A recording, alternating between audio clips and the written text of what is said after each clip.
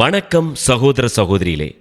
இன்றைக்கி நான் எங்கே போய்கிட்டு இருக்கேன்னு பார்த்தீங்கன்னா, தூத்துக்குடி மாவட்டம் தெற்கு கல்மேடு அப்படிங்கிற பகுதிக்கு தான். இந்த பகுதியில் ஒரு அணைக்கட்டு இருக்குது. இந்த பகுதியை சேர்ந்த விவசாயிகளுக்காக அந்த காலத்தில் உருவாக்கப்பட்ட அணை தான் இந்த அணைக்கட்டு பகுதி. இந்த அணைக்கட்டு பகுதி தற்சமயம் பராமரிப்பு பணிகளுக்காக தண்ணீரெல்லாம் அந்த இடத்துல காலி பண்ணிவிட்டு வேலைகள்லாம் போயிட்டு இருந்தது. அப்போது தூத்துக்குடி மாவட்டத்தில் இருக்கக்கூடிய பிரபல தொல்லியல் ஆர்வலர் திரு ராஜேஷ் அவர்கள் எனக்கு ஒரு விஷயம் சொன்னார். அந்த அணைக்கட்டுக்குள்ளே பாண்டியர்கள் காலத்தில், அதாவது பாண்டிய மன்னர்களுடைய காலகட்டத்தில் மக்கள் செயற்கையான முத்துக்களை வளர்ப்பதற்கான வேலைகளை அந்த பகுதியிலையும் செஞ்சுருக்கிறாங்க. அதற்கான மிச்சம் மீதிலாம் அங்கே இருக்குது அப்படிங்கிறத சொன்னார். உடனே எனக்கும் ஆர்வம் தொற்றி கொண்டது. அதை பார்த்தே ஆகணும் அப்படி சொல்லிட்டு அவர் கூட போனேன். அங்கே போய் பார்த்தா அந்த ஒரு பிரம்மாண்டமான அணைக்கட்டு பகுதியை பார்த்தேன். ஒரு காலத்தில் இந்த பகுதிக்கான நீர் வளம் எல்லாமே இந்த அணைக்கட்டிலேருந்து பயன்படுத்தியிருக்காங்க. தற்சமயம் பயன்படுத்திக்கிட்டு தான் இருக்கிறாங்க. ஆனால் ஒரு காலத்தில் ரொம்ப ஒரு செழிப்பாக இருந்த நகரங்களில் இந்த இடமும் ஒன்று அப்படின்னு சொல்கிறாங்க. மக்கள் விவசாயம் பார்க்குறது, அதே நேரத்தில் முத்துக்கள் வளர்ப்பது, செயற்கையான முத்துக்களை வளர்ப்பது, சங்கு வைத்து அந்த கடல் சங்கை வைத்து ஆபரணங்கள் செய்வதுன்னு சொல்லி பல தொழில்களை இங்கிருந்த மக்கள்லாம் பார்த்துருக்குறாங்க. தாமிரபரணி ஆறு இந்த பகுதியில் பாய்ந்தோடிய ஒரு இடம் அப்படின்னு சொல்கிறாங்க. இந்த இடத்துக்கு போன உடனே அந்த அணைக்கட்டுக்குள்ளே அவர் என்னை கூப்பிட்டு போனார். போகும்போதே பார்ப்பதற்கே கொஞ்சம் திகிலாக தான் இருந்தது.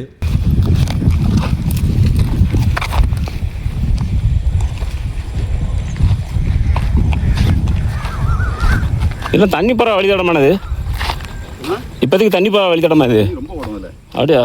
புற்கள் செடிகள்னு அந்த அணை இருந்த இடம் ஃபுல்லாக வளர்ந்து இப்போ எப்படி இருக்குன்னு பாருங்கள். தண்ணீரை திறந்து விட்டாங்கன்னா கம்ப்ளீட்டாக அந்த ஏரியா ஃபுல்லாக தண்ணி வந்துடும். இப்போ இதை தண்ணியை க்ளோஸ் பண்ணிட்டு இந்த பராமரிப்பு பணிகள் நடைபெறதுனால தண்ணீர் உள்ளே வராமல் இருக்குது. இது பல ஆயிரம் வருடங்களுக்கு முன்பு இந்த இடத்துல நிறைய உயிரினங்கள் வாழ்ந்ததாக அவர் சொல்கிறார்.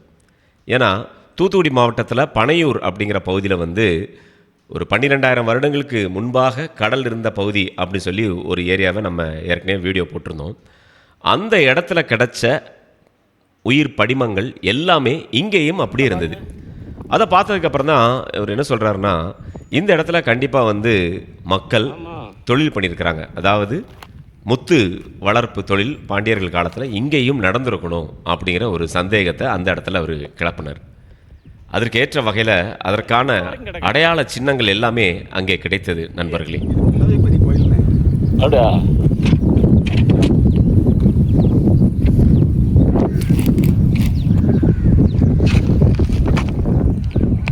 பாருன்னா உங்களுக்கு தட்டம் உடையாது.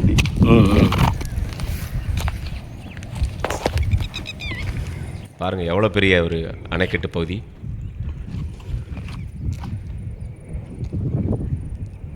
இந்த இடத்துல பல ஆயிரம் வருடங்களுக்கு முன்பாக வாழ்ந்த உயிரினத்தின் படிமம் இருக்குது அப்படின்னு அவர் சொன்னபோது நான் நம்பலை. ஆனால் அந்த படிமங்கள் அங்கே இருந்த பாறைகள் மேல் படர்ந்திருந்ததை பார்க்க முடிந்தது. இங்கே பாருங்கள், இதெல்லாமே உயிர் படிமங்கள் தான். அப்படியே நாளடைவில் அப்படி கல் மாதிரி இறுகி அந்த பாறைகள் மேலே அப்படி படிஞ்சிருக்கு பாருங்கள். இந்த மாதிரி நிறையா இந்த அணைக்கட்டு பகுதிகளுக்குள்ள நம்மளால் பார்க்க முடிந்தது. ஒரு வரலாற்று சிறப்புமிக்க ஒரு பகுதி தான் தூத்துக்குடி நகரம். தூத்துக்குடி அப்படின்னு சொன்னாலே கடல் சார்ந்த தொழிலுக்கு பெயர் போனது. இந்த பகுதியில் அந்த காலத்தில் மக்கள் முத்துக்களை கடலில் மூச்சு பிடிச்சி எடுத்தாங்க அப்படிங்கிற விஷயமும் உண்டு. செயற்கையான முத்துக்களை விளைவிப்பது எப்படி அப்படிங்கிற தொழில்நுட்பத்தை கற்றுக்கிட்டு அந்த செயற்கை முத்துக்களை விளைவித்த நம்மளுடைய முன்னோர்கள் வாழ்ந்த ஒரு பகுதி அப்படிங்கும்போது நமக்கே ஒரு பெருமை கிடைச்சது. தமிழர்களுடைய பெருமை அடையாளம் அது. அந்த முத்துக்களை முன்னீர் கொண்டு வளர்த்தார்கள் அப்படின்னு திரு ராஜேஷ் அவர்கள் நம்மிடையே சொல்கிறார். அந்த முன்னீர் அப்படிங்கிறது தாமிரபரணி ஆற்று தண்ணீர், அதுக்கப்புறமா கடல் நீர். ஏன்னா ஆல்ரெடி தூத்துக்குடியில் கடல் இருக்குது. அதுபோக அந்த நிலங்களில் உள்ள ஊற்று தண்ணீர், இந்த 3 தண்ணீரையும் கலந்து அந்த தண்ணீரில் தான் முத்துக்களை, செயற்கை முத்துக்களை வளர்த்துருக்காங்க. அந்த முத்துக்களை ரோமர்கள், அரேபியர்கள் அப்படின்னு சொல்லி வெளிநாட்டவர்கள் போட்டி போட்டு நம்ம தூத்துக்குடி பட்டணத்துக்கு வந்து அதெல்லாம் வாங்கிட்டு போயிருக்கிறாங்க.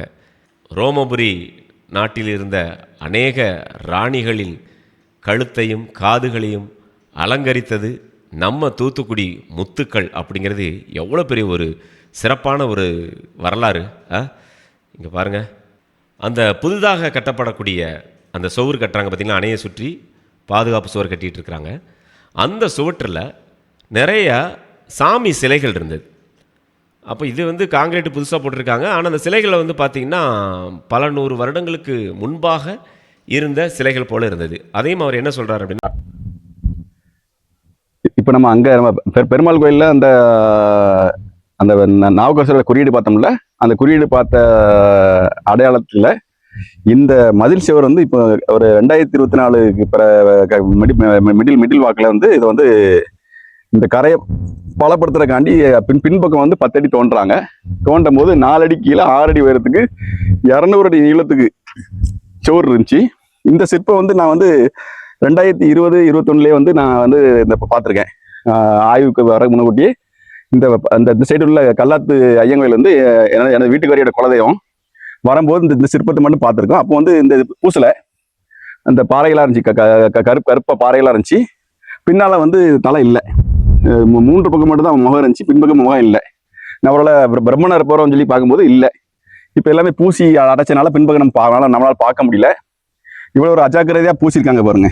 ஒரு பழங்கால சிற்பம் இருக்கு, ஒரு பொதுப்பணித்துறைக்கு வந்து ஒரு தொல்லியல் முக்கியத்துவம் தெரியாம அது பாருங்க. அவ்வளவுமே இந்த இதோட எல்லாமே வந்து நம்ம அந்த சொன்ன மாதிரி சுண்ணாம்பு மண்ணு சேர்த்து செஞ்ச கலவையில செஞ்சது. ஒரு முக்கியமான விஷயம் என்னன்னா, இப்போ உள்ள நந்திகள் எல்லாமே வந்து 2 கால இடது கால் வந்து மடிச்சும் வலது கால் வந்து ஊன்ன மாதிரி தான் இந்த கோயில நம்ம பாக்குறோம். இதுல வந்து குறிப்பிட்ட பார்த்தா 2 காலுமே மடிச்சு போட்டிருக்காங்க. கழுத்துல அழகான மணி ஆபரணம் இருக்கு. இதுல உள்ள ஈஸ்வரனுக்கு உள்ள அந்த குண்டலம் வந்து பத்திர குண்டலம் மாதிரி இருக்கு. இது இந்த பல்லவர் காலத்தோட சிற்பத்தை வந்து நம்ம பறைசாட்டுறது, இந்த கிரீடத்தோட அமைப்பு காட்டுது. அப்போ வந்து நாவுக்கரசரோட காலகட்டமும் 7ஆம் நூற்றாண்டுங்கிறனால அப்போ அந்த மண்ணில் உள்ள அந்த செவத்துலையும் பல்லவர் காலத்து சிற்பங்கள் நிறைய நம்ம பார்க்குறோம். அந்த ஆல்பத்தில் காமிச்ச மாதிரி நிறைய சிற்பங்கள் பார்க்குறோம். இப்போ அந்த பல்லவர் காலத்து சிற்பங்கள் சார்ந்த செவர்கள் வந்து ஒரு 200 அடி நீளத்துக்கு 4 அடி கீழே மண்ணுக்குள்ள வந்து போஞ்சிருக்கு. அதை நம்ம ஆவணப்படுத்திருக்கோம். இந்திய தொழில் திரையிட்ட வந்து காமிச்சிருக்கோம். அவங்க ஆய்வுகள் நடத்த லேட்டாகிறதுனால மூடிட்டாங்க. தேவைப்படும் போது தோண்டிக்கலாம்னு சொல்லி சொல்லிட்டாங்க. அப்போ இந்த சிற்பம் வந்து எங்கிருந்து வந்தது, எந்த காலத்துல கடந்தது, 1904 அதுல அந்த பக்கம் வந்து பிரிட்டிஷ்காரன் காலத்துல 1904 ஒரு வந்து இந்த அணைக்கட்டு கட்டின மாதிரி ஒரு கல்வெட்டு இருக்கு. அப்ப அந்த பின்னால அணைக்கட்டு கட்டும் போது கீழே உள்ள செவருல மறைச்சிட்டாங்க, அடையாளம் மறைச்சிட்டாங்க. இந்த பக்கம் நம்ம பார்க்கும்போது ஃபுல்லா அவ்வளவுமே வந்து ஒரு வித்தியாசமான மண் திட்டுகளும் பாறை திட்டுகளுமா இருக்கு. அதனாலதான் இந்த ஊர் பேர் வந்து வடக்கு கல் மடுன்னு இருந்திருக்கு. அப்போ கல் மடுங்கிற வார்த்தைக்கு என்ன அர்த்தமா இருந்துச்சு தெரியல. அது மடுனா ஒரு நீர்த்தேக்கம். அது என்ன மாதிரி நீர்த்தேக்கமா இருந்துச்சு, ஒரு புனித நீர்த்தேக்கமா, அது அந்த கோயில் சார்ந்த தீர்த்தமா இருந்துச்சா, அந்த திருவிளையாடல் புராணத்துக்கும் இந்த இடத்துக்கு என்ன சம்பந்தம் அப்படிங்கிறது தெரியல. அந்த சுவர் உள்ள இருக்கிற சுவர் வந்து கிழக்கு நோக்கி போதா இல்ல மேற்கு நோக்கி போதான்னு தெரியல. அதாவது என்ன கருத்துனா, அணைக்கட்டுக்கு உள்ள கோயில் இருக்கா, அணைக்கட்டுக்கு மேற்க கோயில் இருக்காங்க தெரியல. முறையான ஒரு சாம்பிள் எடுத்து நம்ம ஆய்வு பண்ணி பார்த்தோம்னா அந்த சோற்றோட திருப்பங்களை கவனிச்சிட்டோம்னா ஒருவேளை கோயில் வந்து அணைக்கட்டுக்கு வெளியே இருந்தால் வெளியே தான் இருக்கணுங்கிற எங்களுக்கு கணிப்பறையான இந்த பக்கம் தோன்ற இடத்துல எதுவுமே வந்து ஒன்றும் தெரியல. அவ்வளவுமே வரும் அந்த வாழ்விடங்கள் சம்பந்தப்பட்ட எதுவுமே வரல. அப்போ வந்து இதுக்கு வெளியே தான் இருக்கணுங்கிறது இருக்கு. அப்போ இது அந்த கோயில் சம்பந்தப்பட்ட குளமா இருந்திருக்குமோ, அந்த கல் மடுன்னு சொல்றது நீர்த்தகமா இருந்திருக்கலாமோ அப்படிங்கிற ஒரு ஐயப்பாடு இருக்கு. அந்த சிற்பம் அந்த பக்கம் பார்த்தா சமண பௌத்தத்தோட அடையாளமா உட்கார்ந்துருக்காரு. என்னங்கிற விவரங்கள் தெரியல. இதுலயும் ஒரு ஆசனத்துல உட்காந்துருக்காரு ஐயா, பத்திர குண்டலம் போட்டிருக்காரு. 3 பக்கம் இருக்கு. பசுபதீஸ்வரர் தான் அந்த சிந்து சமவெளி நாகரிகத்துல வந்து கண்டெடுக்கப்பட்ட சிற்பங்கள்ல வந்து பசுபதீஸ்வரோட சிற்பம் உண்டு. அப்போ இது வந்து அவ்வளவே மண் சிற்பங்கள். இவ்வளவு பெரிய உயரத்துல கிட்டத்தட்ட உயரம் வந்து 1.5 அடி இருக்கும், 1.5 அடிக்கு மேல இருக்கும். இவ்வளவு பெரிய உயரத்துல கொடுத்துருக்காங்க. 2 பக்கம் நந்தி வச்சிருக்காங்க. எங்க இருந்து எடுத்து அடையாளத்தை வச்சிருக்காங்க அப்படிங்கிற விஷயங்கள் தெரியல. இல்ல இந்த இந்த கல் மடுங்கிற இடத்துல அந்த தளத்துல இருந்துதா, இல்ல வெளியே கிடந்ததுக்கு பின்னால அந்த மக்கள் தூக்கி வச்சிருக்காங்களாங்கிறது தெரியல. அங்க அந்த குறியீடை தூக்கி வச்ச மாதிரி என்னங்கிறத அந்த பின்பக்கம் நம்ம தோண்டி ஆய்வு பண்ணும்போது அந்த நிலத்தின் தன்மைகளை வச்சு கண்டுபிடிக்கலாங்கிறது எங்களோட கருத்தா இருக்கு. இதுதான் அந்த கல்மடு நீர் தேக்கம். இதுக்கு கீழே தான் அந்த பல்லவர் காலத்து சிற்பங்களோட குறியீடுகளோட சுவர்கள் இருக்கு. அதுதான் கல்லாத்து ஐயன் கோயில். இதுக்கு அங்கிட்டு தான் அந்த கல்லாறு ஓடி இருக்கு. இப்போ திருப்பி விடப்பட்டிருக்கு. திருப்பி விட்டு இந்த இடத்த நிறைச்சிட்டு இந்த நீர் தேக்கத்தை நிறைச்சிட்டு போற மாதிரி அந்த அந்த அந்த ஆற்றின் வழித்தடம் மாறி போறதுனால ஒரு நிலவியல் அமைப்பு வந்து மாற்றமாயிருக்குங்கிறது எங்களோட ஆய்வு மூலமா தெரிய வருது. தொடர்ந்து இந்த பகுதியில இருந்து தீவிரமா ஆய்வு செய்யும் போது வந்து நிறைய வரலாற்று உண்மைகளை வெளியே கொண்டலாங்கிறது. யார் கொண்டு வைத்தது, எப்போ வச்சது அப்படிங்கிறதுக்கான ஆதாரங்களை திரு ராஜேஷ் அவர்கள் தேடிக்கொண்டு இருக்கின்றார். நண்பர்களே,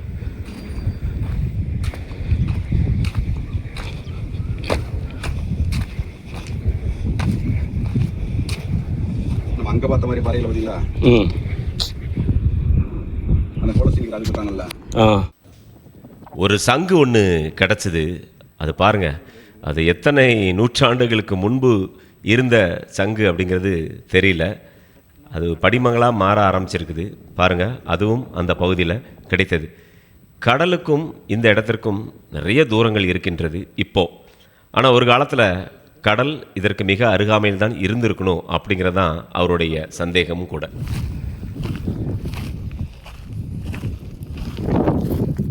பல்லு கிடக்கும் ஃப்ரெஷ்ஷாக. இங்கே பாருங்கள், உயிர் படிமங்கள்லாம் எப்படி இருக்குது பாருங்கள். ஒரு பெரிய படிமம் அந்த இடத்துல பார்க்க முடிந்தது. இந்த கல்லில் பாருங்களேன், அப்படியே வளையாக இருக்குது. இது என்ன உயிரினம்னே தெரியல.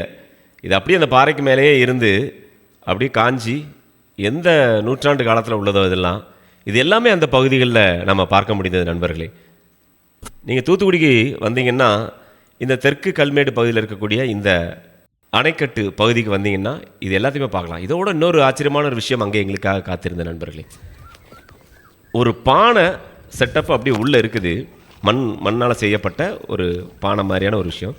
அதை சுற்றி பாறைகள் வளர்ந்த மாதிரியான ஒரு சூழல் இருந்தது. இங்கே பாருங்களேன், இது நம்மளால் கணிக்கவே முடியல. இதை பார்க்கும்போது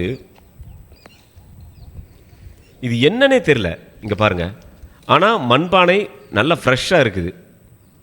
மண் சட்டிகள் மாதிரி இருக்குது. இந்த மண் சட்டிகளை சுற்றி இங்கே பாருங்கள் எப்படி வளர்ந்துருக்கு பாருங்கள். அதை சுற்றி பாறைகள்லாம் இருக்குது. இது எப்படி உள்ளே போச்சு, இல்லை இதை சுற்றி எப்படி இந்த பாறைகள் வளர்ந்தது அப்படிங்கிறது ஒரு புரியாத புதிராக இருந்தது. அப்படியா? செம்மண் வந்து லேயர் லேயராக மாறுது.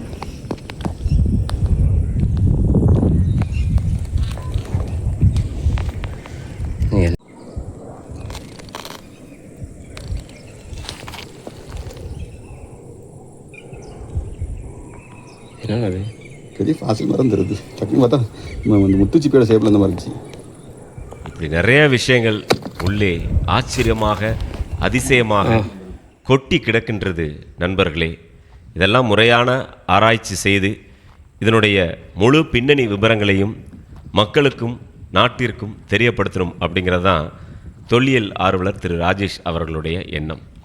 நிறைவேறுமா? பொறுத்திருந்து பார்க்கலாம். மீண்டும் மற்றும் ஒரு காணொலியில் உங்களை சந்திக்கின்றேன். அதுவரை உங்களிடமிருந்து வணக்கம் கூறி விடைபெறுவது உங்கள் அன்புக்கு சொந்தமான உங்கள் அன்பு அறிவிப்பாளர் ஆர். ஜூடு. வணக்கம் அன்புள்ளங்களே.